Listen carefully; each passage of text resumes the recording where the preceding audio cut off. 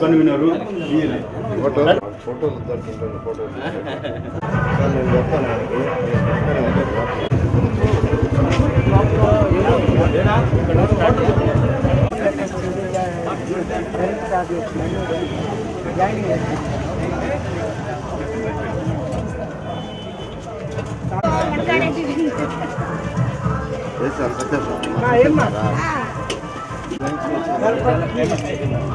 Sir నేను కాదు కానీ నాకు ఇవ్వలేదు. ఇలా 43,000 ఇళ్ళు తెస్తే పేదలు నిరుపేదలకు ప్రతి ఒక్కరికి ఇల్లు ఉండాలని ఇంకా ఇల్లు ఇవ్వలేదంటే దారుణం. ఈ రాష్ట్రంలో 11 లక్షల ఇళ్ళు కట్టాం, చిక్కో ఇళ్ళు. నెల్లూరులో 43,000 ఇళ్ళు. ఆ 43,000 ఇళ్ళు కట్టడానికి ల్యాండ్ కూడా యాక్చువల్గా తీసుకోవడం జరిగింది. పొదలకూరు రోడ్లో కొన్ని, అట్నే అల్లీపురం దగ్గర కొన్ని, జనార్దన్ రెడ్డి కాలనీ కొన్ని, ఈ 3 దగ్గరలో కలిసి 43,000, 1, 2 కాదు. నిజంగా 43,000 కానీ హ్యాండ్ ఓవర్ చేస్తుంటే నెల్లూరు నగరంలో అంటే నెల్లూరు రూరల్ కానీ అర్బన్ కానీ 2 తీసుకుంటే ప్రతి పేదవాడు, ఇల్లు లేని ప్రతి పేదవాడికి సొంత ఇల్లు ఉండేది. కానీ అది నాశనం చేశారు. నిజంగా అది కరెక్ట్ కాదు. మా మీద కోపం ఉండొచ్చు కానీ ప్రజల మీద కోపం ఉండకూడదు. అన్నా క్యాంటీన్స్ ఏం చేసినాయండి? చక్కగా 5 రూపాయలకి చక్కటి భోజనం 2,25,000 మంది ఈ రాష్ట్రంలో ప్రతిరోజు భోంచేస్తున్నారు.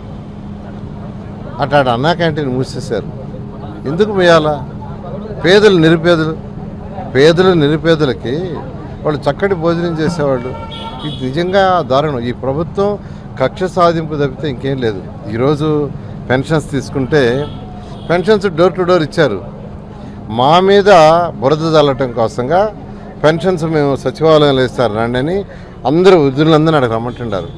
గవర్నమెంట్ ఎంత మిషనరీ ఉంది, ఎంతమంది ఎంప్లాయీస్ ఉన్నారు, గవర్నమెంట్లో ఎంతమంది ఎంప్లాయీస్ ఉన్నారు. వృద్ధులకు పెన్షన్ ఇవ్వాలా రండి అంటే ప్రతి ఎంప్లాయీ ఇస్తారు. ప్రతి ఒక్కరికి వాళ్ళ తల్లిదండ్రులు ముసలి వాళ్ళు ఉంటారు. కాబట్టి ఎవరైనా పెద్దవాళ్ళంటే సహాయం చేయాలంటారు. కొన్ని దేశాల్లో చూడండి, మీరు పోయి దేశాల్లో చూడాలా, 65 ఏళ్ళు దాటారంటే ఫస్ట్ ప్రయారిటీ వాళ్ళకి ఉంటుంది. క్యూ లైన్లో కానీ ఎక్కడైనా ఫస్ట్ వాళ్ళని నిలబడతారు తీసుకొచ్చి. కానీ వృద్ధులు పాపం వాళ్ళ వయసు ఎంత, ఎండలు ఎట్టుండాయి, తిరుగుతుండాయి, వాళ్ళకి సచివాలయకి రండి ఇస్తాం అని చెప్పటం, తెలుగుదేశం మీద వేయటం అది చాలా తప్పు. అంటే నువ్వు రాజకీయ లబ్ధి పొందడం కోసం, వైఎస్ఆర్సీపీ వాళ్ళు రాజకీయ లబ్ధి కోసం వాళ్ళని ఇబ్బంది పెట్టడం తప్పది. వాళ్ళని ఇబ్బంది పెట్టద్దు. ఇప్పటికైనా ఇంకా ఇవ్వాల్సిన పెన్షన్స్ అంతా మీరు వాళ్ళు ఇళ్ళకి పోయి ఇవ్వండి. ఇళ్ళకి పోయి ఇవ్వటానికి ఎంతోమంది ఉన్నారు, ఎంతోమంది గవర్నమెంట్ ఎంప్లాయీస్ ఉన్నారు. ఒకరిద్దరు కాదు, అనేక డిపార్ట్మెంట్లు ఉన్నాయి. కాబట్టి నేను మళ్ళీ ఒకసారి రిక్వెస్ట్ చేసి చెప్తున్నాను ప్రభుత్వానికి, ఎవరైతే ఉండారో వాళ్ళందరూ ఈ పెన్షన్లు ఇచ్చేవాళ్ళందరికీ సచివాలయానికి ఎండాకాల వృద్ధులను పిలవకుండా మీరే పోయి ఇచ్చేట్టుగా చేయమని రిక్వెస్ట్ చేస్తున్నాను. Thank you.